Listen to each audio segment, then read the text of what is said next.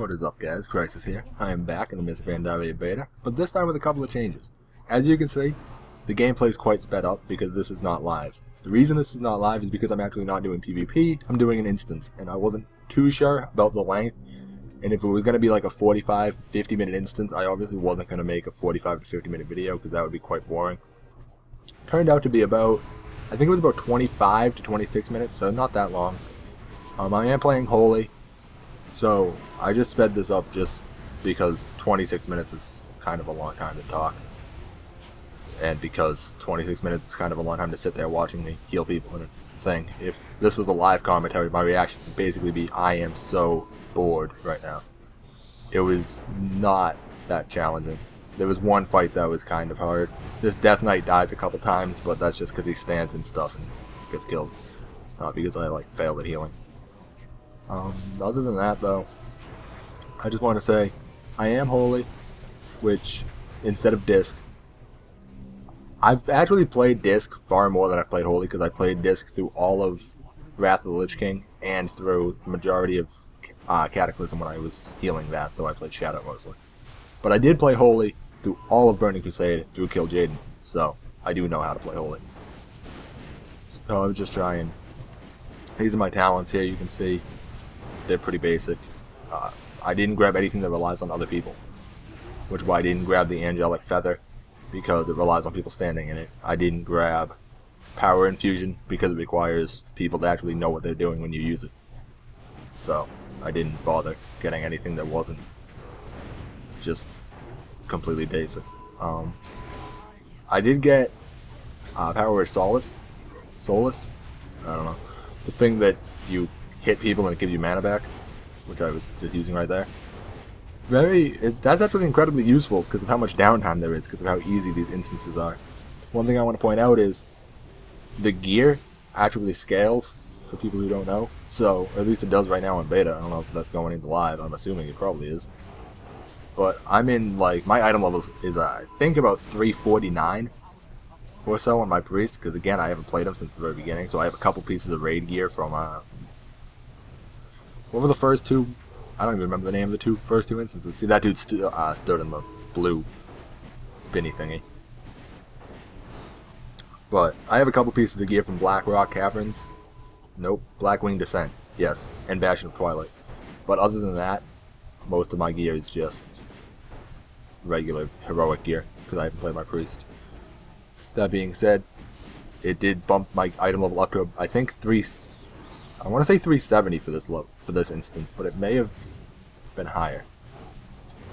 It may have been 390. But anyways, it increased my item level, so it makes healing very easy, because it doesn't really make healing that easy, but it makes the instance very easy because you don't have to worry about people having bad gear, because everybody's gear is pretty much equal. So I'd be kind of annoyed if my gear was a higher item level, and it went lower. Like the Death Knight has actual 380 gear. I think it got dropped to 370 as well. So, anyways, that was the first boss. Very easy. Spawn some ads, you kill the ad, then he spins in circles with blue stuff, and you run in circles to avoid the blue stuff. Very straightforward. Here I am buying all the glyphs I don't have, because why not? When in doubt, you just buy glyphs. Oh man. So I don't even use any glyphs. I bought those so I could put them on, but then I just didn't, because it didn't really matter. As you can see, there's only one boss fight at the very end where things even get, I actually am close to running out of mana. And, well, I do run out of mana, but that's because I started the fight with half mana. So I pretty much ran out by the end. But it didn't really matter, because even without any mana you can still heal everybody just fine. So I spend most of my time just kind of running in circles. This is a talking fish. I don't know why that exists. It makes very little sense to me. Last I checked, most fish don't talk. But that's what happens when Blizzard employees take acid, I guess. I don't know, there might be lore for that somewhere. I don't really know. As you can see, I also don't really use Lightwell. Again, that's because, although I do use it in the final boss fight, but I think I'm the only one who actually clicks it. And that's simply because, again, I don't like using skills that require the other people in my group to know what they're doing. Because, generally speaking, the people in the group don't know like how to use your skills.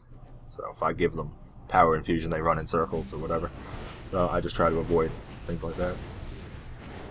Here the hunt is supposed to freezing trap the thing, but it uses frost trap. I don't know why. So that made this a little bit more intense than it I think was supposed to be. And as you can see, the Death Knight was just about dead there, but it wasn't that hard to keep him up. Not that hard to keep everything alive, really. One thing I can say is the mechanics of some of the fights are kind of bizarre. And I say that because of the change to Dispel. Because now it has an 8-second cooldown, so you can't just mash it. So on certain fights, they kind of had to change the way the debuffs work to only come out every 8 seconds. Because if they came out every 3 seconds, you couldn't Dispel right away. So that's kind of weird. I don't know. It makes things kind of bizarre. This fight's pretty simple. It spawns a bunch of suns, so you kill them, and then out of the sun comes whatever that thing on the ground is, which I don't even really know what that is, just some black blob. So you kill the 4 suns, then you kill the 4 black things on the ground, while not standing in that black stuff, apparently. I don't really know. I just didn't stand in it, because as a general rule of thumb, you shouldn't stand in things.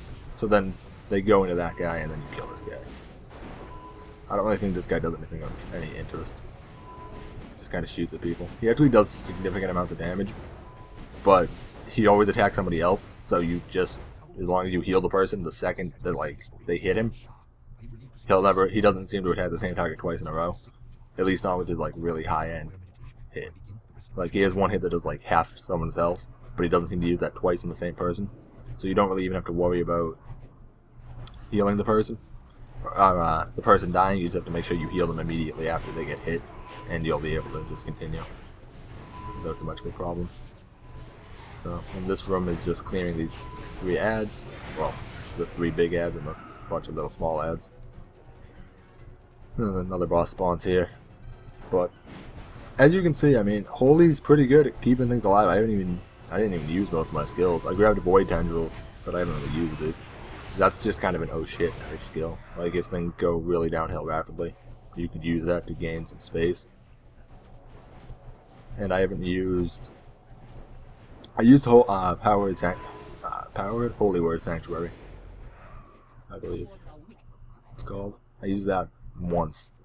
I stick because you can turn your sanctuary or your thing in whatever the fucking name is. You can turn it into the thing that either is an AoE ground healing spell or just single target. The single target is so much better for 5-mans that using the other thing is never going to be worthwhile. It's just not. It's not anywhere near good enough. It heals for a few hundred, it heals for 600 or 700 a second, but a 40k instant cast for 2,000 mana is way better. Especially as Holy, you have so many other AoE heals. I've been using, as you can see, Circle of Healing an awful lot. This dude transformed into a dragon, which is badass. That should have been a monk skill. That'd be dope if you could transform into that thing. I mean, as you can see though in this fight, it's just avoid the green stuff on the ground. Very simple. That guy did not avoid the green stuff on the ground, so he died. But what are you gonna do? People don't want to avoid green stuff, people die. It's just how it goes. Here I almost ran into those ads because I didn't know that they spawned. Always look where you're going before you turn to run in somewhere. That is what I've learned from this encounter. But really, Holy's quite simple. You can pretty much mash. Honestly, you can kind of mash Greater Heal as long as you have Powered Solace, because you can just mash. As you can see, I'm using Greater Heal a lot, but then you can just use Powered Solace to get your mana back up. Once people are topped off, it's really not that big of a deal. I mean, I still use Powered Shield and Prayer Bending and all that, but for the most part, I'm just using a lot of Greater Heals, some Flash Heals. I was checking out Smite's damage. It's a little bit higher than Powered Solace, but it's only 1 to 2,000 higher, and it costs mana instead of giving you mana, so not too much use in using that.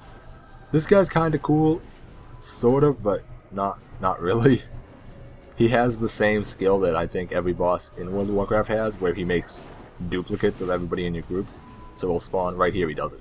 So he spawns another priest to like attack me, and then he spawned like a bear for our druid. I don't know why that turn was so huge. I guess just because it makes everything bigger. But as you can see, I was kind of slow with the dispel here. I completely didn't understand how that thing worked. I thought it did. It says 20,000 damage to nearby people. I thought it did 20,000 damage to nearby people. I didn't realize it would also hit me. So I was just kind of chilling with it on me. But as you can see, after I figured out what it did, I was able to dispel everybody.